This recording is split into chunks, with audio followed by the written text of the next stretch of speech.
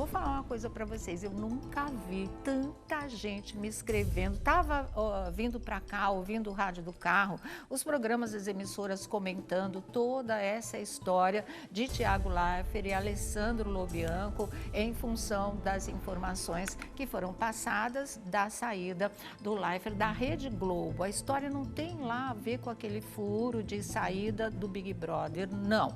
O desentendimento tem a ver com o do que seriam os bastidores da saída do Leifert da emissora, certo? E aí eu fico assim, nossa, quero ver o que a Sônia vai falar, quero ver o que a Sônia vai falar. A Sônia vai dar uma voadora no Leifert, a Sônia vai dar uma voadora no Lobianco. Gente, o que é isso, né? Vou falar uma coisa para vocês, eu acho e tenho certeza que todo mundo tem direito ao seu lado da história. A gente sempre falou aqui no programa que aqui só não fala quem não quer. Não é o caso do Leifert, que ele não pode realmente falar que o contrato dele vai até dezembro com a Rede Globo. Mas a gente sempre lida, e vocês sabem disso, com os dois lados da história. A gente sempre ouve os dois lados da questão. Por isso que a nossa parte aqui é falar do lado do Thiago Leifert, não é? Primeiro de tudo, como compromisso, e ouvir o integrante da nossa equipe, que é o Alessandro Lobianco, que também tem o lado dele dessa história. Então vamos começar pelo Thiago Leifert. Isso daqui não é torcida de Fla-Flu, nem de Corinthians e Palmeiras. A gente tem que se ater aos fatos e à informação. E o que o Thiago Leifert, não é, está rebatendo? Ele diz, são três coisas fundamentais nessa história que ele acha importante ressaltar. Primeira coisa, não é? A história da proposta da Globo de 2,5 milhões de reais para que ele continuasse na emissora e não deixasse a casa de jeito nenhum, e que ele não teria aceitado. Ele diz que isso não procede, não houve nunca essa proposta.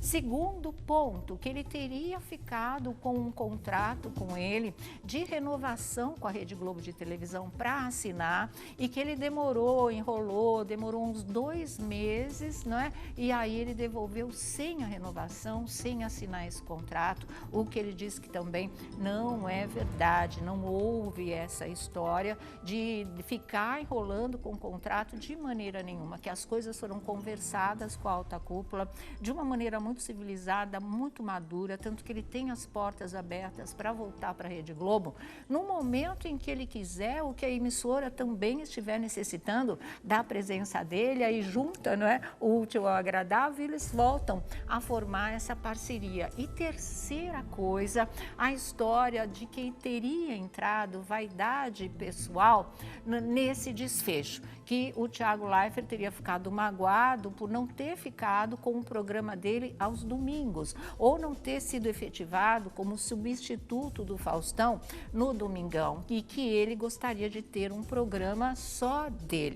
Uma coisa que ele diz, que ele nunca pretendeu ter um programa só dele, que se ele poderia, inclusive, considerar o 01 como um programa só dele, porque, inclusive, o projeto ali era dele, mas que não era nada disso que estava em discussão, e muito menos a história da vaidade pessoal. O que ele queria, na verdade, é um tempo para a vida dele. O que predominou aí seria a necessidade mesmo, não é, de tirar esse período sabático, de poder vivenciar a vida mais de perto com a própria família, até ao lado dele, como ser humano mesmo, poder se enquadrar em novos desafios profissionais, em novas experiências pessoais. E isso foi o que bateu forte no Thiago para que ele tivesse tido essa decisão de não renovar com a emissora. Uma decisão que até ele mesmo sabe que foi surpreendente para todos, não pegou só a nós da imprensa, o público desprevenidos, não, pegou a própria emissora, mas ele tinha muita certeza do que ele queria e do que ele iria fazer. Ele amadureceu essa decisão durante muito tempo, não é? Nos últimos meses, principalmente, que eu disse que era um projeto dele que estava guardado numa gavetinha lá, e que de repente ele começou a pensar seriamente e chegou a essa decisão, e foi isso o que foi feito na verdade. Então, para o Thiago, O que ele está dizendo para a gente, para vocês, inclusive através das redes sociais, é exatamente isso. Esses são os 3 pontos principais. Teria aí outras coisas, mas na verdade o fundamento de tudo são esses 3 pontos que a gente está colocando aqui para vocês, porque como a gente trabalha, é assim, não é? Um lado diz, o outro lado, se quiser, se achar que não está legal aquilo, responde, a gente sempre lida com os 2 lados dessa história. Então, essa é a função do nosso programa. O que aconteceu em termos, porque extrapolou, né? A gente também não estava imaginando, eu nunca vi, aliás, esse tipo de coisa, um assunto de um programa extrapolar para redes sociais, porque foi além, saiu do nosso controle.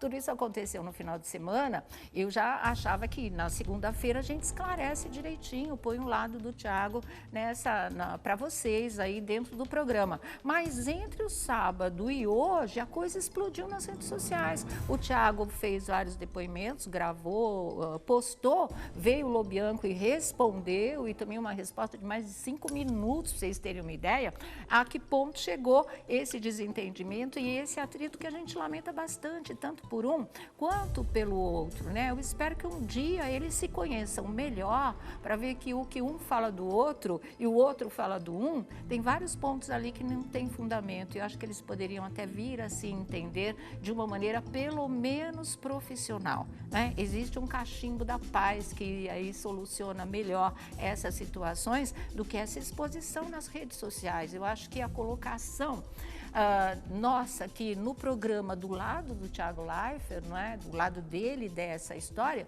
seria mais do que suficiente. Eu não vi, eu fiquei passada de ver o embate que houve nas redes sociais, mas agora já está feito realmente, né? Daqui para frente, vamos ver o que rola aí. A gente sempre fala, o tempo é o senhor da verdade, e a gente sabe que tudo se esclarece. Eu espero que aconteça esse tipo de coisa.